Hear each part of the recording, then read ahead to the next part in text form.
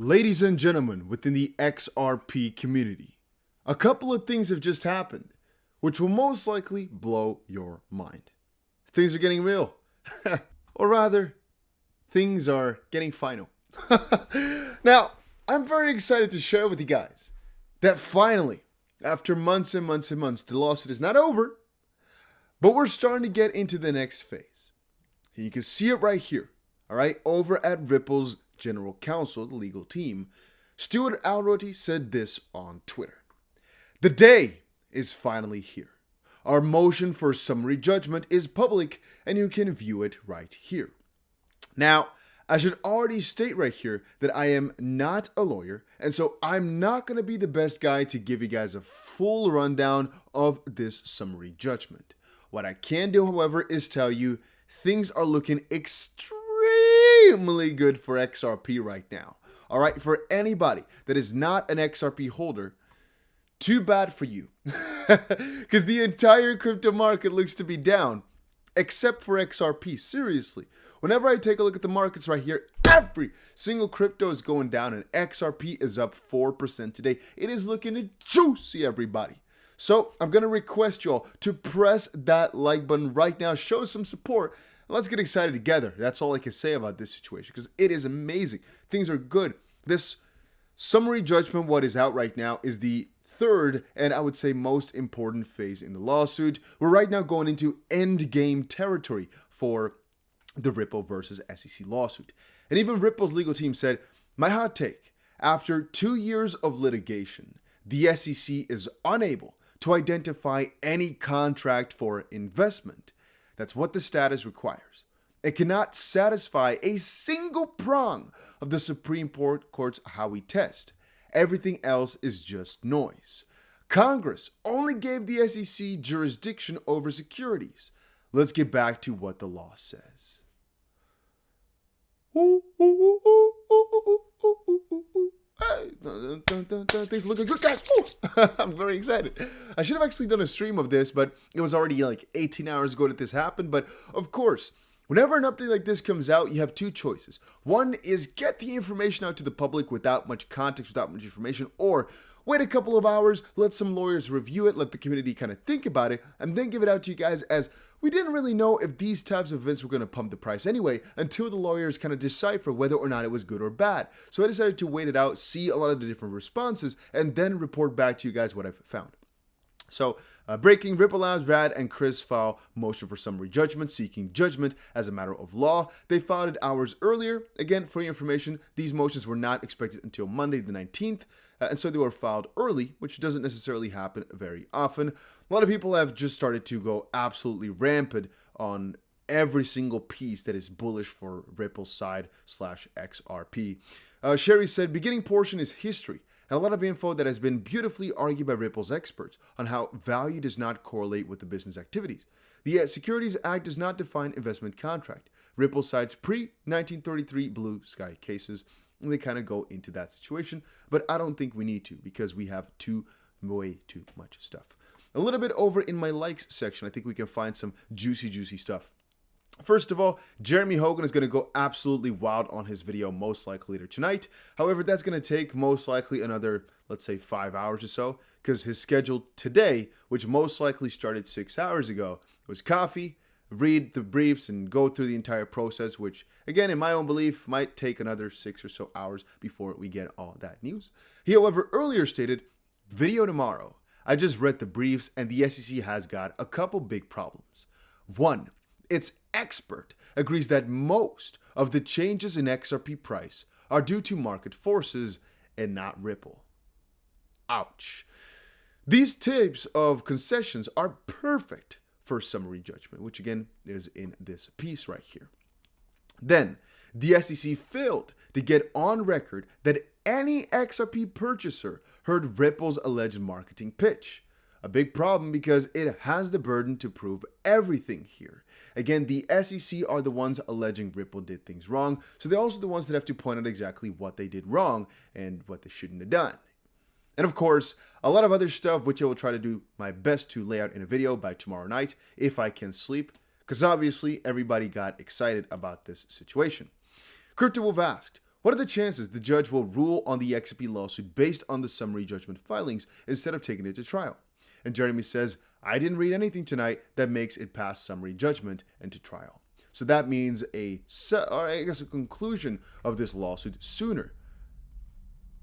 I can't say anything negative about that, guys. That is bullish. That is juicy. That is good. I don't know how else to be negative about this. I don't know. I didn't even see John Deaton's quotes on anything just quite yet. This is just all bullish for XRP, and this is why the price is doing so well. Most likely, and I'm gonna, guys, think about me. Think with me here. About 3 days ago, I think, right? A whale decided to buy 500 million XRP all of a sudden. And we were joking that he's some side of insider and that the settlement might have already been done or something like that in the background, which obviously there's no settlement done yet because otherwise we probably won't see this.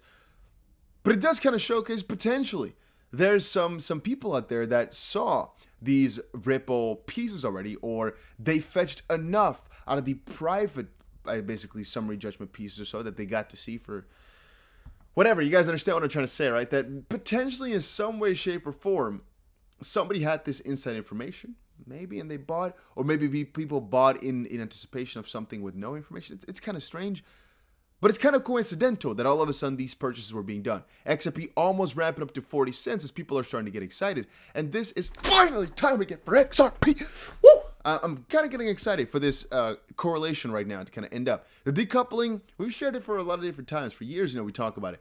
And I can't really say that XRP is decoupled by definition thus quite yet, but I can state that things are doing really, really well for the XRP price right now. We're heading on our way towards 40 cents plus, and we're going to see what's going to happen from there on forward. But things, as of this point, I should actually draw these ones out a little bit further. But it's been a little while since we talked about the XRP price. Let's just say that a lot of cool things are on the horizon right now. I'm very excited. And let's see. Some non-lawyer thoughts on Ripple's motion. Ripple spills a lot of ink establishing prior definitions of investment contract that Howey relies on to limit the SEC's overreach in the ambiguity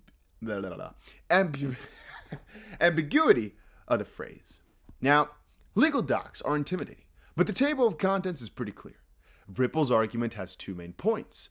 There were no investment contracts, nothing meets the Howey test. Everything else is supporting argumentation. Stuart Alroty said it plainly. So it's a methodical explication of why XRP sales were not investment contracts. The way the law defined them before Howey, and on which Howey relies, it seeks to define Howey precisely to limit the SEC's ability to interpret however they want.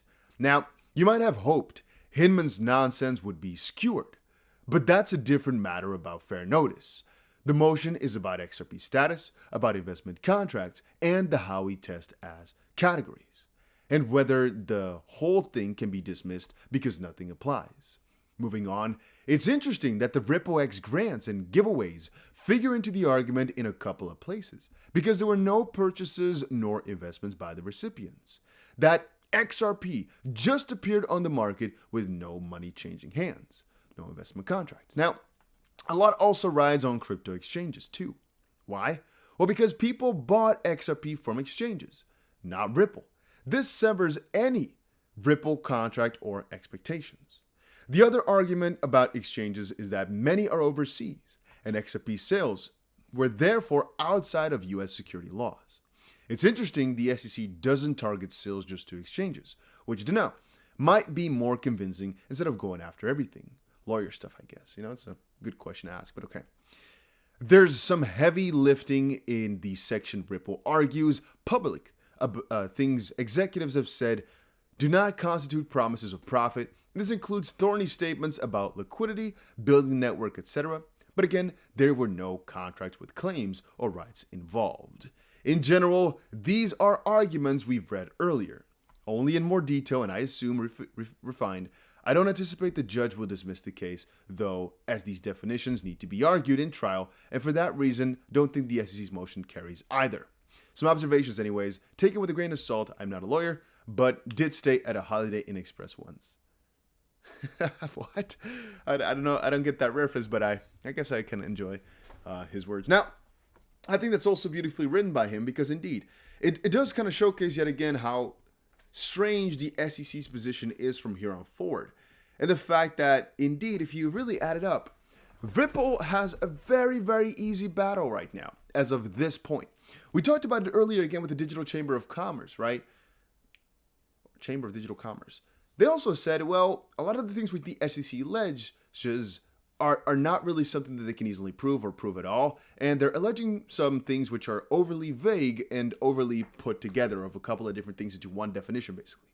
So I'd just say a couple of good things have come out. A couple of things are going to get very, very exciting from here. Mostly just everything regarding XRP and the price is in a good position right now. All right. It would not be too surprising to me if XRP continues on a little bullish trend for the next little while. I've been saying for a couple of days that I'm extremely excited, and all of a sudden we get this juicy pump. Right? I said it actually, fun fact, the 15th, I think a couple of you guys were tweeting out that I was pretty perfect on the XRP is looking really bullish now type of tweet, which was a little bit of a coincidence, but obviously it was mostly because we got ourselves the days before. We knew the 13th this was going to be coming out, and we thought that the 19th, the next phase was going to be coming out. We got it a little bit earlier though.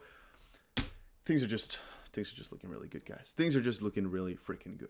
I'm going to be taking a look at what some other lawyers have said about everything. I think John Dean has also not been sitting still for a ridiculously long time. He's just going after basically everything right here. But let us see in a couple of hours, I guess, what comes out after a couple of these lawyers make their videos. I just want to get this information out to you guys, and I'll most likely update you either later tonight or tomorrow, talking about a lot of other parts, but you'll see that in just a couple of hours. So again, guys, thank you so much for stopping by, saying hi. Hopefully you all enjoyed this video. If you did, make sure you press that like button and subscribe to the channel. And I'll see you guys again in another crypto video later today.